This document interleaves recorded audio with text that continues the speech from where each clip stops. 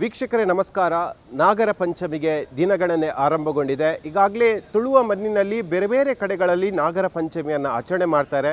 ಪ್ರತಿಯೊಂದು ಕುಟುಂಬಕ್ಕೂ ಮೂಲ ನಾಗ ಅಂತ ಇರುತ್ತೆ. ಹೇಗೆ ದೈವಾರಾಧನೆಯಲ್ಲಿ ಪ್ರತಿ ಕುಟುಂಬಕ್ಕೂ ದೈವಗಳು ಮೂಲದಲ್ಲಿದೆಯೋ ಅದೇ ರೀತಿಯಾಗಿ ಪ್ರತಿ ಕುಟುಂಬಕ್ಕೂ ನಾಗನಿಗೂ ಒಂದು ಮೂಲ ಅಂತ ಇದೆ. ಹಾಗಾಗಿ ತುಳುವ ಮಣ್ಣಿನ ಪ್ರತಿಯೊಬ್ಬರು ತಮ್ಮ ಮೂಲ ಸ್ಥಾನಕ್ಕೆ ಹೋಗಿ ಅಲ್ಲಿ ನಾಗರ ಕಲ್ಲಿಗೆ ಹಾಲಿನ ಅಭಿಷೇಕವನ್ನು ಅರ್ಚಕರ ಮೂಲಕ ಮಾಡ್ತಾರೆ. ಜೊತೆಗೆ ಅಲ್ಲಿ ತಂಬಿಲ ಸೇವೆಯನ್ನು ಕೂಡ ನಾಗನಿಗೆ ಸಮರ್ಪಣೆ ಮಾಡ್ತಾರೆ. ಹಾಗಾಗಿ ಇಡೀ ಕರಾವಳಿಯಲ್ಲಿ ನಾಗರ ಪಂಚಮಿ ಅನ್ನೋದು ಬಹಳ ವಿಶೇಷವಾದ ಹಬ್ಬ ಮತ್ತು ಪ್ರಕೃತಿಯನ್ನು ಆರಾಧಿಸುವಂಥ ಹಬ್ಬ. ಈ ಹಿಂದೆ ಕಾಡಿನ ನಡುವೆ ದಟ್ಟವಾದ ಮರಗಳ ಬೇರುಗಳ ನಡುವೆ ಇದ್ದಂಥ ನಾಗರ ಕಲ್ಲಿಗೆ ವರ್ಷದಲ್ಲಿ ಒಂದು ದಿನ ಹೋಗಿ ಅಲ್ಲಿ ಶುಚಿ ಮಾಡಿ ನಾಗನಿಗೆ ಹಾಲಿನ ಅರ್ಪಣೆಯನ್ನು ಮಾಡ್ತಾ ಇದ್ರು. ಆದರೆ ಕಾಲ ಬದಲಾದ ಬಳಿಕವಾಗಿ ಕಾಡು ನಾಶ ಆಯಿತು, ಅಲ್ಲಿ ಕಾಂಕ್ರೀಟೀಕರಣ ಆಯಿತು, ನಾಗಬನವೂ ಕಾಂಕ್ರೀಟೀಕರಣ ಆಯಿತು, ಅಲ್ಲಿ ಪ್ಲಾಸ್ಟಿಕ್ ವಸ್ತುಗಳು ಬಂತು. ನಾಗರ ಪಂಚಮಿಯ ದಿನ ಅಲ್ಲಿ ಎಲ್ಲ ಪೂಜೆಗಳು ಆದ ಬಳಿಕ ಪ್ಲಾಸ್ಟಿಕ್ ತ್ಯಾಜ್ಯವೇ ನಿರ್ಮಾಣ ಆಗುತ್ತೆ ಹೋಯಿತು. ಹಾಗಾಗಿ ಬಹಳ ದೊಡ್ಡ ಸಂಖ್ಯೆಯಲ್ಲಿ ನಾಗರ ಪಂಚಮಿಯನ್ನು ನಾಗರಬನದಲ್ಲಿ ಆಚರಿಸುವಂಥ ತುಳುವ ಮಂದಿಗೆ ಇವತ್ತು ಮಂಗಳೂರಿನ ಒಂದು ಸೇವಾ ಸಂಸ್ಥೆ ಹೊಸ ಒಂದು ಅಭಿಯಾನದ ಮೂಲಕವಾಗಿ ಮನವಿಯನ್ನು ಮಾಡಿದೆ. ಜಪ್ಪುವಿನ ಅಂಬಾ ಮಹೇಶ್ವರಿ ಸೇವಾ ಸಂಸ್ಥೆ ಎಂಬ ಒಂದು ಆಶ್ರಯದಲ್ಲಿ ಅವೇಕ್ ಕುಡ್ಲ ಸಂಸ್ಥೆ ಈಗ ಜನರಿಗೆ ಅಭಿಯಾನವನ್ನು ಮಾಡ್ತಾ ಇದೆ. ಈ ಬಾರಿ ಹಸಿರು ನಾಗರ ಪಂಚಮಿಯನ್ನು ನಾವು ಆಚರಣೆ ಮಾಡಬೇಕು ಅಂತ ಹೇಳಿ. ಯಾಕೆಂದರೆ ಪ್ರತಿಯೊಬ್ಬ ಜನ ತಮ್ಮ ಮನೆಯಿಂದ ಹಾಲನ್ನು ಕೊಂಡೋಗುವಾಗ ಅದು ಪ್ಲಾಸ್ಟಿಕ್ ಬಾಟ್ಲಲ್ಲಿ ಹಾಲನ್ನು ಕೊಂಡೋಗ್ತಾರೆ. ಜೊತೆಗೆ ಪೂಜೆಗೆ ಬೇಕಾಗುವಂಥ ಎಲ್ಲ ವಸ್ತುಗಳು, ಅದು ಹಣ್ಣು ಹಂಪಲಾಗಿರ್ಬೋದು, ಹರಳು ಆಗಿರ್ಬೋದು, ಬೇರೆ ಬೇರೆ ವಸ್ತುಗಳನ್ನು ಕೊಂಡು ಹೋಗುವಾಗ ಪ್ಲಾಸ್ಟಿಕ್ ಕವರ್ನಲ್ಲಿ ಅದನ್ನೆಲ್ಲ ಕೊಂಡೋಗ್ತಾರೆ. ಆ ಬಳಿಕವಾಗಿ ಪೂಜೆಗೆ ಕೊಟ್ಟ ಬಳಿಕ ಅದೇ ನಾಗಬನದ ಸಮೀಪವಾಗಿ ಅವುಗಳನ್ನೆಲ್ಲ ಎಸೆದು ಬರ್ತಾರೆ.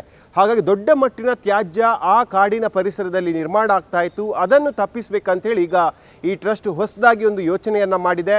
ಅವರು ಹೇಳೋ ಪ್ರಕಾರವಾಗಿ ಹಾಲನ್ನು ಕೊಂಡೋಗುವ ಬದಲು, ಅಂದರೆ ಹಾಲನ್ನು ಕೊಂಡೋಗೋಕ್ಕೆ ಪ್ಲಾಸ್ಟಿಕ್ ಬಾಟಲನ್ನು ಉಪಯೋಗಿಸುವ ಬದಲು ಸ್ಟೀಲ್ ಪಾತ್ರೆಯನ್ನು ಬಳಸಿ, ಜೊತೆಗೆ ಪ್ಲಾಸ್ಟಿಕ್ ಕವರ್ನಲ್ಲಿ ಪೂಜಾ ಪರಿಕರಗಳನ್ನು ಕೊಂಡೋಗುವ ಬದಲು ಬಟ್ಟೆಯ ಕವರ್ನಲ್ಲಿ ಕೊಂಡೋಗಿ, ಯಾವ ಬಟ್ಟೆ ಕವರ್ನಲ್ಲಿ ಅಲ್ಲಿ ಪೂಜಾ ವಸ್ತುಗಳನ್ನು ಕೊಂಡೋಗ್ತೀರಾ ಅದೇ ಬಟ್ಟೆ ಕವರ್ನಲ್ಲಿ ಪ್ರಸಾದವನ್ನು ಹಿಂದೆ ಮನೆಗೆ ತನ್ನಿ.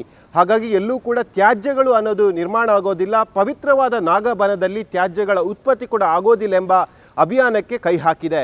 ದೇಶದ ಬೇರೆ ಬೇರೆ ಭಾಗದಲ್ಲಿ ನಾಗರ ಪಂಚಮಿಯನ್ನು ಬೇರೆ ಬೇರೆ ವಿಧಾನದಲ್ಲಿ ಬಳಸಿದರೆ ತುಳುವ ನಾಡಿನಲ್ಲಿ ಅದು ಪಕ್ಕಾ ಪ್ರಕೃತಿ ದತ್ತವಾಗಿ ಆಗ್ತಾ ಇರುವಂಥ ಹಬ್ಬ ಮತ್ತು ಆಚರಣೆ. ಅಷ್ಟೇ ಶ್ರದ್ಧಾ ಭಕ್ತಿಯಿಂದ ನಾಗರ ಪಂಚಮಿಯ ದಿನದಂದು ಅಲ್ಲಿ ಆಚರಣೆ ಮಾಡ್ತಾರೆ. ಈ ಹಿಂದೆ ನಾನು ಇವಾಗಲೇ ಹೇಳಿರುವಂತೆ ದಟ್ಟ ಕಾಣದ ನಡುವೆ ಮರಗಳ ಬೇರುಗಳ ನಡುವೆ ಇದ್ದಂಥ ನಾಗರ ಕಲ್ಲಿಗೆ ಹಾಲಿನ ಅರ್ಪಣೆ ಆಗ್ತಾ ಇತ್ತು. ಆದರೆ ಕಾಲ ಬದಲಾದ ಬಳಿಕವಾಗಿ ಅದೆಲ್ಲವೂ ಕೂಡ ಕಾಂಕ್ರೀಟೀಕರಣ ಆಯಿತು, ತ್ಯಾಜ್ಯಗಳು ಕೂಡ ಜಾಸ್ತಿ ಆಯಿತು. ಹಾಗಾಗಿ ಈ ಹಿಂದಿನ ಗತವೈಭವವನ್ನು ಮತ್ತೆ ಮರುಕಳಿಸಬೇಕು ನಿಟ್ಟಿನಲ್ಲಿ ಈ ಅವೇಕ್ ಕುಡ್ಲ ಸಂಸ್ಥೆದು ಹೊಸ ಅಭಿಯಾನವನ್ನು ಮಾಡ್ತಾ ಇದೆ. ಈಗಾಗಲೇ ಮಂಗಳೂರಿನ 3 ವಾರ್ಡ್ಗಳಲ್ಲಿ ಈ ಅಭಿಯಾನವನ್ನು ಮಾದರಿ ಅಭಿಯಾನವಾಗಿ ಮಾಡ್ತಾ ಇದೆ. ಅದು ಜಪ್ಪು, ಮಂಗಳಾದೇವಿ, ಬೋಳಾರ, ಈ ಮೂರು ವಾರ್ಡ್ಗಳಲ್ಲಿ ಈಗ ಅಭಿಯಾನವನ್ನು ಮಾಡಲಾಗ್ತಾ ಇದೆ.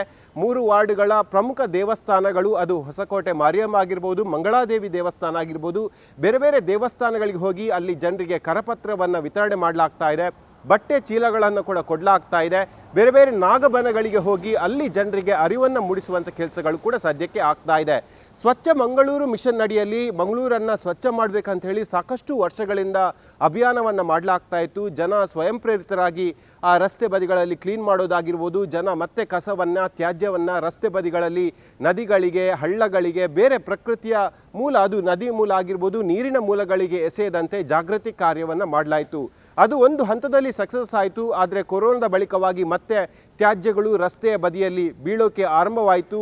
ಯಾವ ಕೊರೋನಾದ ಹಿಂದಿನ ಕಾಲಘಟ್ಟದಲ್ಲಿ ತ್ಯಾಜ್ಯಕ್ಕೆ ಕೈ ಹಾಕಲು ಹೆದರೇ ಇದ್ದಂಥ ಜನ ಕೊರೋನಾದ ಬಳಿಕವಾಗಿ ತ್ಯಾಜ್ಯಕ್ಕೆ ಕೈ ಹಾಕೋಕ್ಕೆ ಹೆದರುವಂತಾಯಿತು. ಹಾಗಾಗಿ ಜನಜಾಗೃತಿಯನ್ನು ಮಾಡಬೇಕು. ಜನ ಸ್ವಯಂ ಪ್ರೇರಿತವಾಗಿ ಈ ಕಸಗಳನ್ನಾಗಿರ್ಬೋದು, ತ್ಯಾಜ್ಯಗಳನ್ನು ರಸ್ತೆ ಬದಿಯಲ್ಲಿ ಎಸೆಯಬಾರ್ದು ಎನ್ನುವ ನಿಟ್ಟಿನಲ್ಲಿ ಜನಜಾಗೃತಿಯನ್ನು ಸದ್ಯಕ್ಕೆ ಉಂಟು ಮಾಡಲಾಗ್ತಾ ಇದೆ. ಅದರ ಮುಂದಿನ ಭಾಗವಂತೆ ಇದೀಗ ಆ ನಾಗಾರಾಧನೆಯನ್ನು ಅಥವಾ ನಾಗರ ಪಂಚಮಿಯನ್ನು ಬಳಸಿ ತ್ಯಾಜ್ಯಗಳನ್ನು ರಸ್ತೆಯ ಬದಿಯಲ್ಲಿ ಎಸೆಯದಂತೆ, ಜೊತೆಗೆ ನಾಗರ ಪಂಚಮಿಯಲ್ಲಿ ಪವಿತ್ರ ನಾಗಬನದಲ್ಲಿ ಪ್ಲಾಸ್ಟಿಕ್ ತ್ಯಾಜ್ಯಗಳನ್ನು ಅಲ್ಲಿ ಕೊಂಡೋಗಿ ಆ ಬನದ ಸುತ್ತಮುತ್ತ ತ್ಯಾಜ್ಯದ ರಾಶಿಯನ್ನು ಮಾಡದಂತೆ ಈಗ ಅಭಿಯಾನವನ್ನು ಮಾಡಲಾಗ್ತಾ ಇದೆ.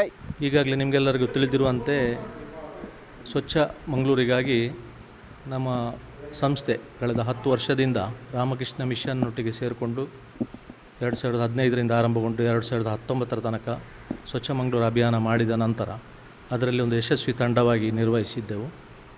ಅದರ ನಂತರ ನಮಗೆ ಒಂದು ಮನಸ್ಸಿಗೆ ಬಂದ ವಿಶೇಷ ಅಂತೇಳಿದರೆ ಕಲ್ಪನೆ ಅಂತೇಳಿದರೆ ಈ ಜಾಗೃತಿ ಕಾರ್ಯಕ್ರಮದೊಟ್ಟಿಗೆ ನಾವು ವ್ಯವಸ್ಥೆ ಒಟ್ಟಿಗೆ ಸೇರಿಕೊಂಡು ಕೆಲಸ ಮಾಡಬೇಕನ್ನೋ ದೃಷ್ಟಿಕೋನದಿಂದ ನಾವು ಮಂಗಳೂರನ್ನು ಕಂಪ್ಲೀಟ್ ಅಧ್ಯಯನ ಮಾಡಿ ಕೊರೋನಾ ಕಾಲದ ನಂತರ 2022ರಲ್ಲಿ ಮಂಗಳೂರಿನ ಶಾಸಕರು, ಪೌರರು, ಮಹಾಪೌರರು ಈ ಅಭಿಯಾನಕ್ಕೆ ಉತ್ತಮ ಪ್ರತಿಕ್ರಿಯೆ ವ್ಯಕ್ತವಾಗಿದೆ.